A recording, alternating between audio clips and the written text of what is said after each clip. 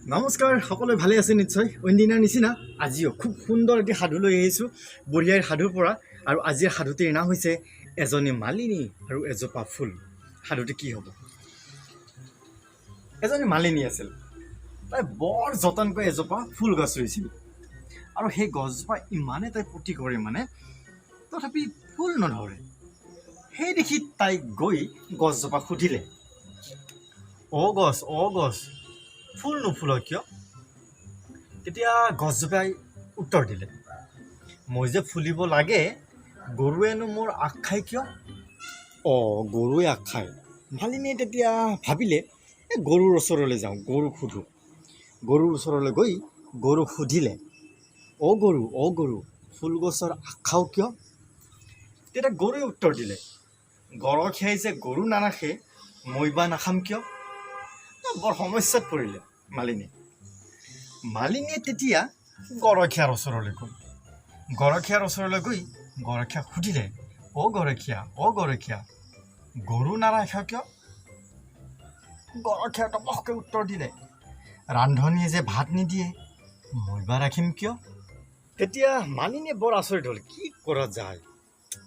ৰান্ধনীৰ ওচৰলৈকে যাব লাগিল। ৰান্ধনীৰ ওচৰলৈকে গ'ল, অ ৰান্ধনী ভাত নিদিয় কিয়? ৰান্ধনীয়ে টপককৈ উত্তৰ দিলে, খৰিকটীয়াই যে খৰি নিদিয়ে মই নদিম কিয়? খৰিকটীয়াই খৰি নিদিয়ে।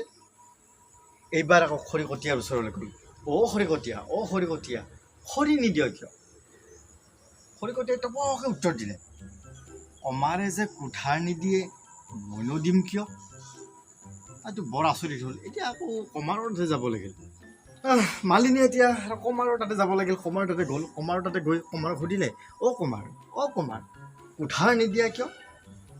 কমাৰে লগে লগে উত্তৰ দিছে, এঙাৰীয়াই যে এঙাৰ নিদিয়ে মই নদিম কিয়? কুঠাৰ গঢ়িবলৈ এঙাৰ লাগিল আকৌ। মালিনীয়ে এতিয়া এঙাৰৰ তাতে গ'ল, অ এঙাৰীয়া এঙাৰ নিদিয়া কিয়? তেতিয়া এঙাৰীয়াই কি উত্তৰ দিব চাব দেই। এঙাৰে উত্তৰ দিছে, মই যে এঙাৰ দিব লাগে মেঘেনো বৰষে কিয়? মেঘে যদি বৰষুণ দিয়ে তেতিয়া মোৰ এঙাৰ কেনেকৈ হ'ব? মালিনীয়ে তেতিয়া মেঘৰ ওচৰলৈকে গ'ল। মেঘৰ ওচৰলৈকে গৈ মেঘক সুধিলে, অ মেঘ বৰষুণ দিয় কিয়? বৰ আচৰিত আৰু। মালিনীয়ে মেঘৰ ওচৰলৈ গ'ল, অ মেঘ বৰষুণ দিয় কিয়? মেঘে টপককৈ উত্তৰ দিলে, ভেকুলীয়ে যে তৰতৰাই মই বা নিদিম কিয়? মালিনীয়ে বৰ আচৰিত হ'ল, কি পাল্লাত পৰিলোঁ মালিনীয়ে এইবাৰ ভেকুলীৰ ওচৰলৈকে গ'ল। ভেকুলীৰ ওচৰলৈকে গৈ ভেকুলী সুধিলে, অ ভেকুলী তৰতৰাও কিয়? ভেকুলীয়ে তেতিয়া উত্তৰ দিলে, পপা ককা ৰীতিটো মই এৰিম বা কিয়? প্ৰতিটো সাধুৱে আমাক কিবা নহয় কিবা এটা শিক্ষা দি যায়। আৰু এই সাধুটোৰ পৰা আমি কি বুজিলোঁ? এই সাধুটোৰ পৰা এইটোৱে বুজিলোঁ যে ইজনে সিজনৰ লগত ওতঃপ্ৰোতভাৱে জড়িত। গতিকে নিশ্চয় আজিৰ সাধুটি ভাল পালে। যদি ভাল পাইছে তেনেহ'লে কমেণ্ট এটা কৰি জনাব। আৰু পুনৰ অন্য এদিন নতুন সাধু এটিৰ সৈতে আপোনালোকৰ মাজত উপস্থিত হ'ম। তেতিয়ালৈকে বিদায় লৈছোঁ। নমস্কাৰ।